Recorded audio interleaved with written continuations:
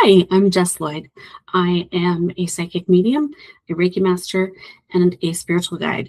I help women to reconnect with their inner selves, their spirit team, their voice, so that they can make aligned decisions with who they want to be, who they actually are, rather than conforming to the way they were taught to be, rather than being a people pleaser, someone who squishes themselves to fit inside somebody else's expectations. I help them to stop fitting into a square box when they're actually a star. So many of the women that I work with were raised to be good, helpful, and accommodating. But this in life becomes too much for women, especially with women. We put ourselves last. We take care of our kids, our husband, our parents, our boss, our coworkers.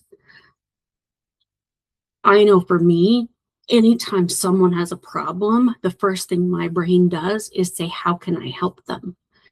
And while that can be a good thing, it can take over your life and it can cause problems. And it can make you feel very disconnected from who you authentically are. But when you grow up in environments where being good means keeping the peace, making other people's comfortable, putting yourself last, you forget how to give yourself permission to have the things that you want and the things that you need.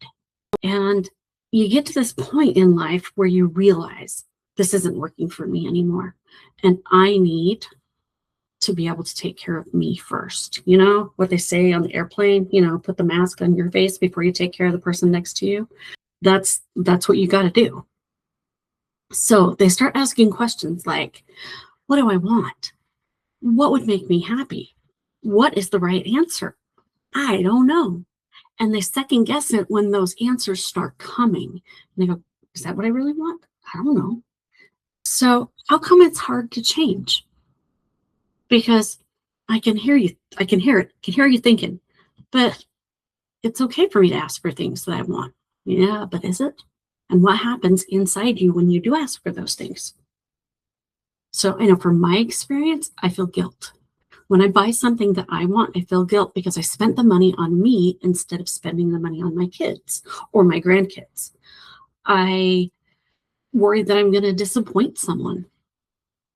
For me, one of those things is actually owning that I'm a psychic medium. I have been using softer language because I've been afraid of offending people. You know what? I don't care anymore. You hit this point in life where it's like, if they don't like me for who I am, they don't need to be in my circle. And there's also like this fear of being selfish. If I take time for me, I'm being selfish. And, I've heard it so many times. Self-care is not selfish. It's not. You have to take care of you first. So I got a quick tool for you. Here's what I want you to do for the next week. Anytime anyone asks something of you, pause. Just take a breath before you say yes to anything. And if you need a script, it can be, let me check my calendar, which can give you a pause so that you can check and see, do I actually have space in my life to do this? It could be, I really want to give this some thought. Let me get back to you. Or it can just be a no. It's okay to say no. And no can be a whole sentence. Okay. So once you give yourself that pause and you breathe, you can check in with your body. And your body can usually give you the right answer. Now, sometimes if you're an emotional authority, you need more than just a little time. So like for me, sometimes it takes 2 days. And I have given that boundary to the people around me who want an immediate decision from me. It's like, you know what? I need 2 days or the answer's no. You have to give me 2 days to sit with this and think about it and see if that feels right for me. And if that doesn't sit with them, that's a them problem. One thing I do want you to know is that rebuilding this trust with yourself, it's not an overnight thing. It is going to take a little time. You're going to have to practice it. It's going to happen in small moments, small little steps where you pause and you listen, and then you can start to hear your own voice, and you can give your voice matter. You can make it important again, because we've shut our voices off and we don't listen to ourselves. We listen to everybody else.